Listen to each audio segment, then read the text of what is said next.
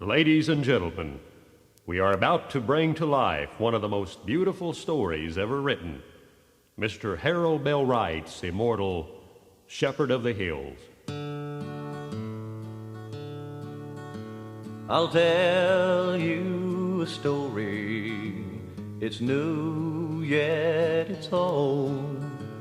And as I tell my story, you'll see the truth unfold. In life, the story is old. To these beautiful hills and valleys of the Ozarks came Daniel Howitt, a man from the city. Among the people of this neighborhood, he discovered a peaceful atmosphere, the medicine his soul so desperately needed. The Ozark people he lived with found him to be a good neighbor. The trust and respect they grew to feel for him earned him their highest compliment. They affectionately called him Dad. The love, the fighting, and the shame and life and death of the hill country became a classic under the pen of Harold Bell Wright. The Shepherd of the Hills is our story. It tells of two true loves, the paths they might take. One leads to love and happiness, the other sorrow and heartbreak, a chance that lovers take. Come with us now back to a summer evening around the turn of the century. This has been the worst drought year in Ozark history. It's grinding day here at Old Matt's Mill, and a few of the settlers are still hanging around to get the last of their corn ground.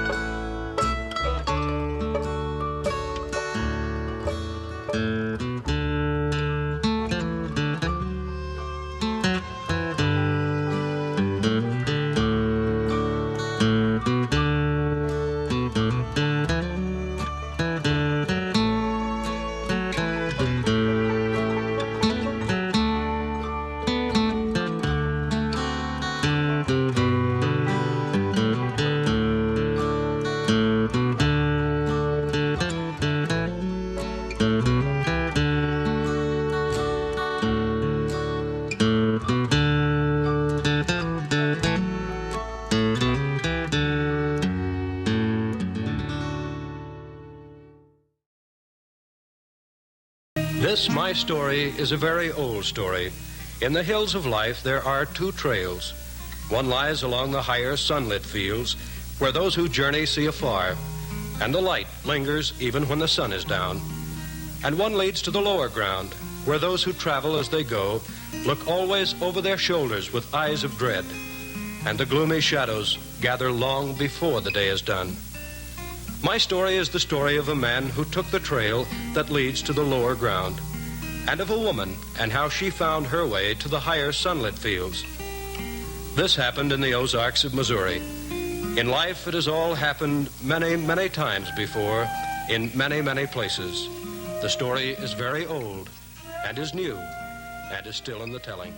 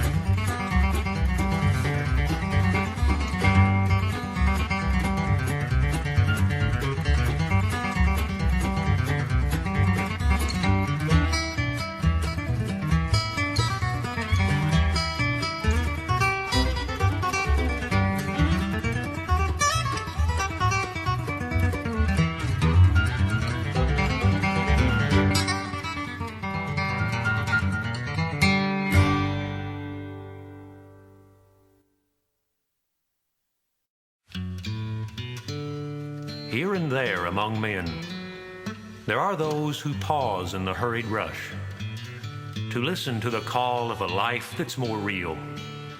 How often have we seen them jostled and ridiculed by their fellows, pushed aside and forgotten as incompetent or unworthy?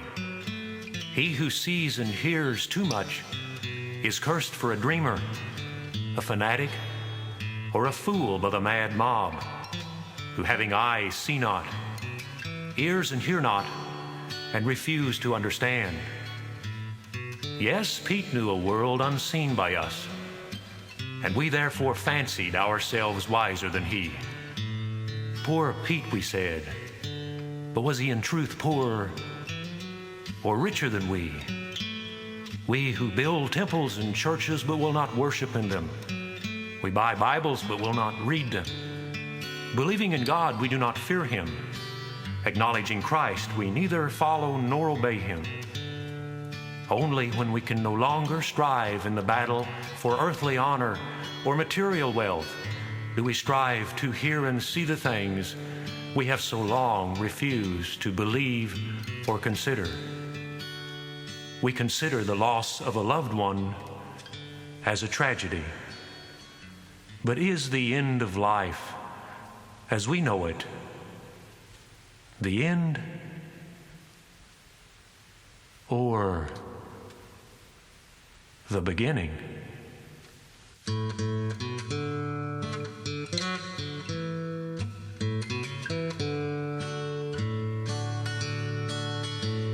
The artist has slipped from life. From this world he has gone. He's with his true love Maggie in their new home far beyond. In a short time thereafter, little Pete was to join them there. He followed his mama and daddy to the land without any cares. He found peace and love up there. So they all fade away into the past. But even today, there are those who believe that the spirit of Dad Howitt can still be felt in these beautiful Ozark Mountains. And who's to say? For after all, he was the shepherd of the hills.